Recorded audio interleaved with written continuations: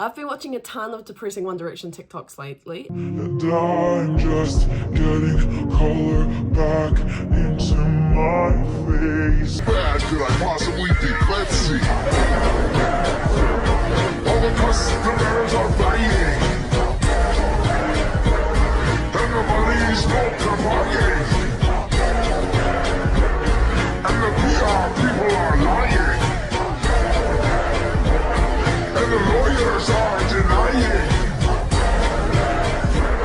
Who cares if a few trees are dying?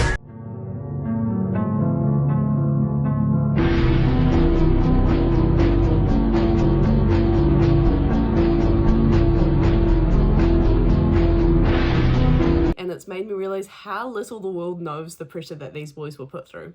So that's what I'm going to talk about today. I've been a fan of One Direction since 2012, the peak of One Direction's career, and exactly what 10-year-old Harmony needed as she was soon approaching puberty. But after the band went on their 18-month hiatus 8 years ago, the cracks began to form in who they really were, wanted to be, and had to become. To unpack the fall of One Direction, I need to first be clear that the fall is not their career coming to an end. It's specifically One Direction ending and when the cracks began to appear. So let's get started.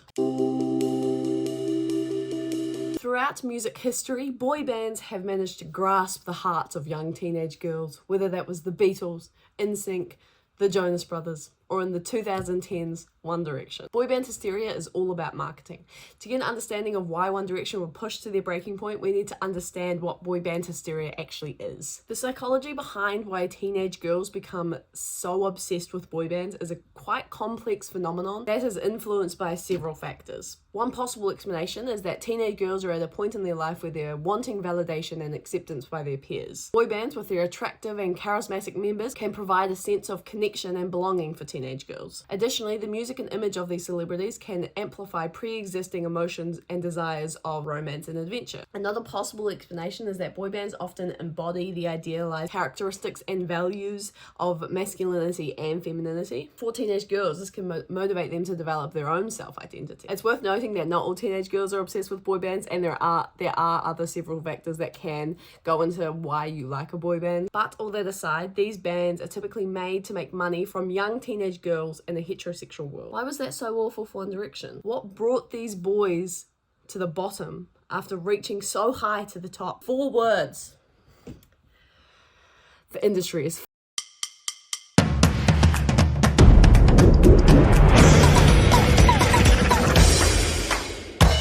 Sony Music Entertainment is an American multinational music company. This company essentially owns music. They own a lot of the record companies within the music industry, whether that's RCA, Epic Records, Columbia Records, and the one founded by Simon Cowell himself, Psycho/Modest Management. And if they don't have a cut in the company, then they have a pretty big say on it anyway. So as soon as an artist doesn't start reaching the target audience or create money for their company, they start to reach the dark end and either overdose, have a mental breakdown, or become forgotten. We saw this in Elvis Presley with his money-hungry manager that led him to an overdose. We saw this in Britney Spears that was bled dry for money and eventually had her breaking point in public. And we saw this in Union J, who had a gaggle of girls frothing over George and was soon just forgotten. Interesting thing with Union J though is that they have a good insight on what it's like to be a band in the industry. They talk a lot about not thinking about themselves in the band, but thinking about the other band members and how their actions could consequence their band members' careers. Union J and NSYNC have a lot of similarities within their band journeys. George Shelley of Union J and Lance Bass of NSYNC were both gay. This influenced how they acted within the band and the extra pressure it felt for them to be perfect. As I said earlier, boy bands were marketed for teenage girls, and even though it's not necessarily true, gay men don't sell to teenage girls in the eyes of the music industry. I do think, though, that there is one other place where coming out still would be frowned upon, and I think it's from the world you came from, the boy band situation. Isn't that weird? It's crazy with a market like that because 100% young women, and they fantasize about these guys, and then you have the record labels and everyone kind of grooming you to make sure that you don't even mention you have a girlfriend. So screw the fact that you're gonna, come out as being gay. It ruins their whole business plan. Well, I felt a responsibility. I really did. I felt like I had 4 of my best friends' careers in my hands. And it was a different time. It was early 2000s. Right. And I felt that if anyone found out, that it would be the end of the group. Everyone would completely make fun of us, and we would no longer make music anymore, which might have happened. I don't know. They chose the band's fame over their happiness, which would be quite straining on someone's mental health. This leads me on to One Direction. Not being entirely happy the whole time, but not wanting to sacrifice the chances of their friends in order to escape the environment. Why I think One Direction is so important is because they all have their own independent stories of pain that led them to the eventual One Direction divide. So let's take a look at their individual stories throughout the years. Zayn was the first obvious crack that appeared in One Direction, being the only one brave enough to leave. You might think brave is a big word to use for someone who chose to leave the environment of the band, but you'll find out why it was a big and possibly wrong move for Zayn. As you might know, Zayn is quite a shy and independent person. He doesn't like being told what he should be doing in his day-to-day life. He liked to keep to himself and have a bit of freedom, which is why he was so excited to leave his family home so he could have his own house and graffiti on the walls. He wasn't really happy from the beginning in One Direction. He explains that he often felt quite boxed in and told what to do. Zayn already suffered with reasonably bad anxiety, so this sort of psychotic control over Zayn's life led him to an eating disorder. He explains that it felt like it was the only thing in the band that he had control of. There are some pretty hard to watch clips of Zayn struggling on stage, whether it was to breathe or to walk, Harry trying to subtly help him without bringing too much attention to it. In late 2016, Zayn released his autobiography. In this book, Zayn opens up a lot about his eating disorder. It wasn't as though I had any concerns about my weight or anything like that. I just go for days, sometimes 2 or 3 days straight, without eating anything at all. The workload and the pace of life on the road, put together with the pressures and strains of everything going on within the band, had badly affected my eating habits. March 25th, 2015, the year One Direction died. No, but it had become a Mandela effect within the fandom that One Direction actually disbanded in 2015. That's because it was so embedded in our brain that March 25th, 2015 was the worst day of our lives that myself genuinely thought they broke up at the end of 2015, not 2016. Went on hiatus, sorry. They're on hiatus. They're coming back. I mean, I wish the band had just broken up when Zayn left, because Zayn got fucked over after he left. Not only were fans harming themselves when Zayn announced his departure, but Modest Management also told radio companies that they weren't allowed to speak positively on Zayn. Like, no wonder that guy stayed out of the limelight. That would spike my anxiety as well. Since the end of One Direction, Liam Payne has been in some questionable situations, whether that was the Logan Paul situation or the Maya situation. He's lost a lot of fans since then, but I'm not here to talk about that, and I don't think I will talk about it, just because I would prefer to talk about what I think led up to the destruction of Liam Payne and why I think his time in the band led him to those outbursts. Within the band, he got his ego stripped away from him quite quickly, so I want to talk about that. Liam first auditioned for X Factor in 2008 when he was just 14 years old, but they didn't believe he was old enough. He then re-auditioned in 2010 when he was 16 and got a head tip from Simon Cowell. Since he was a familiar face to the judges and Simon Cowell had such a liking to the success of him, he was quickly told he was the leader of the band. He was the standout audition. You don't think he should be over there? I think that he would definitely shine. He could actually maybe be the leader. If he's the standout, he could be the leader. He thinks he's better than anyone else in that, yes. No, he does, Simon, yeah. He has the confidence. He was given the majority of the solos during their live performances on X Factor, while Louis and Nile were just stuck singing backing vocals. He was perceived as the rule follower and the mature one by the fans. But after One Direction gained such traction, this role of the leader soon got taken from him when Harry was the one that gained all the uproar from the fans. And then as the years went on, Liam's solo slowly went down while Harry's slowly went up. I mean, he was never dropped to the point that Louis and Nile were sitting at, but he just never had the same sort of attention that Harry was getting, that he was almost promised he would get. And since he had this perception that he was the mature rule follower and the leader of the band, he was quite often taken so seriously that if he was to make a joke, it would be taken as offensive or rude, as opposed to if Louis were to take it when he was seen as the jokester, it would be funny and light-hearted. Does she need the question? I need to give her the question. I think this is a bad idea. You're not very good at this job. Over here. You're not careful, you're going to get fired. Can you watch your tone, please, Liam? It's not very, very distracting. There were just these clear structures within the band that forced them into the spots of what they needed to look like to the audience. Harry the flirt, Louis the funny one, Nile the cute one, Zayn the mysterious one, and Liam the serious one. We were made to believe that they were just 5 ordinary goofy guys that were being completely themselves. But that just wasn't the case. Something Liam has been very open about is struggling with his addiction and hitting rock bottom while in the band. He said he relied on alcohol for comfort while dealing with the pressure and isolation of fame, especially as a young man who was heavily monitored. Once One Direction broke up, this guise of the boys having all this freedom was quickly broken down. I remember they were asked in interviews whether they were forced to do anything, or if they were told to do anything, or if they had their own choice. And without hesitation, they would always say they had lots of freedom, which now Liam has said, although it seemed One Direction could do anything they wanted from an outside perspective, he often felt trapped in lonely hotel rooms, which he said really f***ed me up. I understand that management had an image to uphold and that the boys had training in how to answer questions. Oh my god, my voice!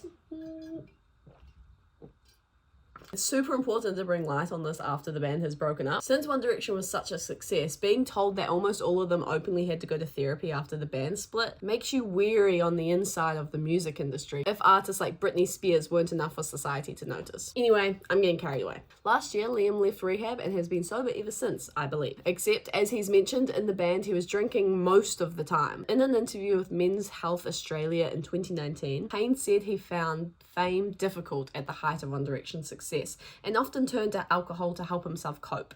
It's almost like putting a Disney costume on before you step on stage, and underneath the Disney costume I was pissed quite a lot of the time because there was no other way to get your head around what was going on, he said to the outlet. I mean, it was fun, we had an absolute blast, but there were certain parts of it where it just got a little bit toxic. The day the band ended, I was like, thank the Lord, Payne said. I know a lot of people are going to be mad at me for saying this, but I needed it to stop or it would kill me. I think I'm most worried to talk about Nile as opposed to the other boys. This is because when you start to look into Nile, you find some interesting things of how he was treated. But Nile himself opens up about how none of it was true. It's also scary because Nile is the only one that's still with Modest Management, so you can look at it as he's still trapped in the toxic environment, but you can also look at it as he's created a new contract for himself. I don't know. So I believe that Niall Horan was easily the most forgotten one in the band. And before you come at me and say Louis was the most underrated one, that's literally what everyone who knows or likes One Direction says. And just the fact that his name is on everyone's tongue, as they should be, I think it proves that Nile was the most forgotten one. Like, he could literally walk down a beach and not be bothered. Nile is the one that's talked about the least negatives he's faced in the band. The most he's said is that One Direction felt like a dream. Or this quote, I definitely have a wiser, good outlook on things looking back. I didn't lose the plot along the way. Could he be implying that the other band members possibly had? One member in particular threw me up a wall. So I said to him, if you don't remove those hands, there's a high likelihood you'll never use them again. No, what I'm sure he actually meant is that celebrities, when they're thrust into fame, become so shell-shocked without being able to process it. And so they are quite often seen as an individual that turns quite insane instead. However, when you take a deeper look into Niall's One Direction days, I think you'll find that he's in denial about the way he was treated.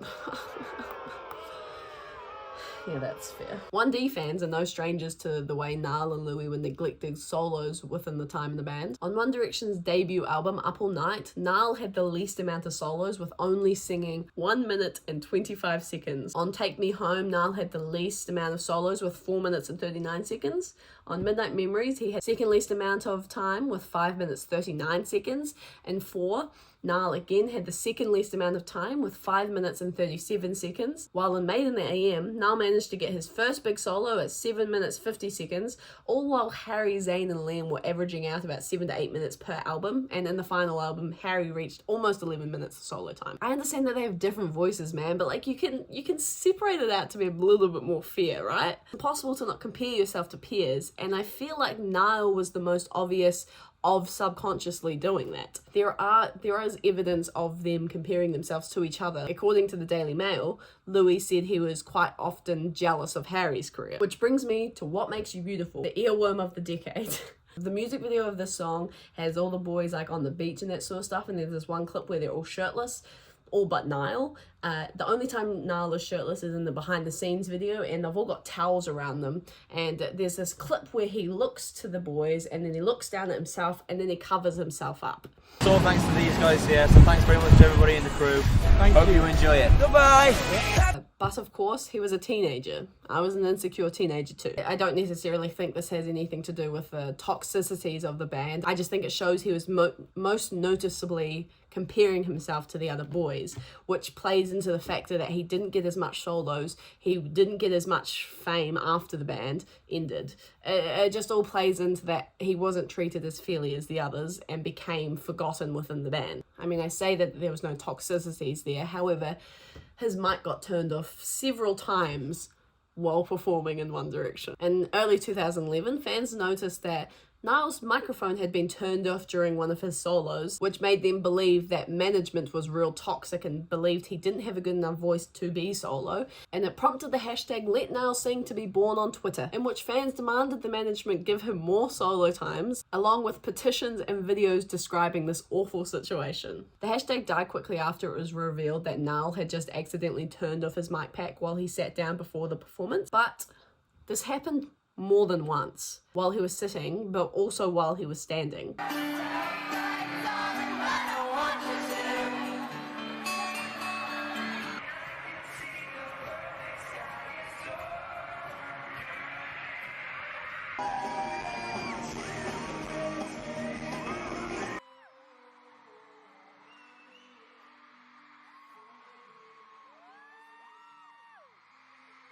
However, on May 8th, 2020, Nile goes on Twitter and talks about these allegations, where he finally puts them to rest. Turning off mics? You're joking. Ha ha ha ha ha. The stuff I read on here. Ha ha ha ha ha. Ever heard of a technical issue? Another fan commented, really though, you wouldn't still be with Modest if they treated you badly. Which he replied, exactly, crying emoji. But I don't necessarily agree with that, because there's contracts, there's coercion, there's the power that music industries hold over their artists. You can sacrifice a lot in the name of not losing your career. But this is all speculation, so who knows? Harold Edward Styles. Unlike the other boys, Harry was treated quite specially within the band. Not saying this is necessarily good, however. He was given a lot of attention by the fans, which means he ended up getting a lot of attention by management. This thrusted Harry into relationships quite quickly, whether that was real relationships or PR stunts, primarily PR stunts. I mean, he dated 22-year-old Taylor Swift when he was just 18, and when he was 16 on X Factor, he was made to have relations with 31-year-old Caroline Flack when he was just 16. Like, that is just disgusting.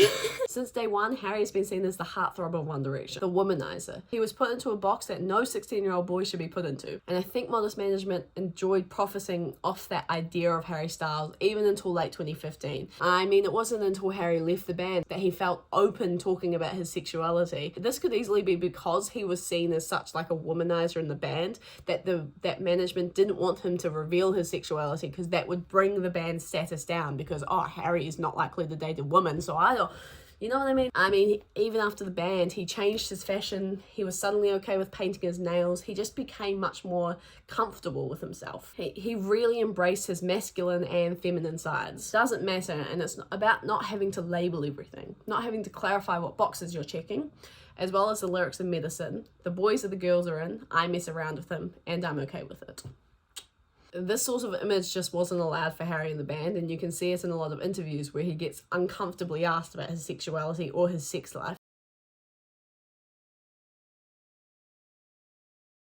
Not only was Harry boxed into this idea of a woman-loving, heartthrob, sexualized idea of a man, but he was also pushed to be the face of One Direction, which is just an incredibly pressuring situation. It's almost as though he had to be perfect so he didn't ruin the chances for all the other boys. I suffered some pretty serious confidence issues when I first appeared on stage. Harry wrote in the 2014 One Direction book, Who We Are. At that point, any natural confidence I had was being taken over by nerves, because back then I had no idea how to channel and control my anxiety. I was constantly scared I might sing a wrong note. I felt so much weight in terms of not getting things wrong, he told the Rolling Stone in 2016. Now I feel like the fans had given me an environment to be myself and grow up and create this space to learn and make mistakes. I mean, watch this clip. It was one of those times where you're kind of feeling a bit sorry for yourself. So I went online and had a look at what people were saying about me. I just read, like,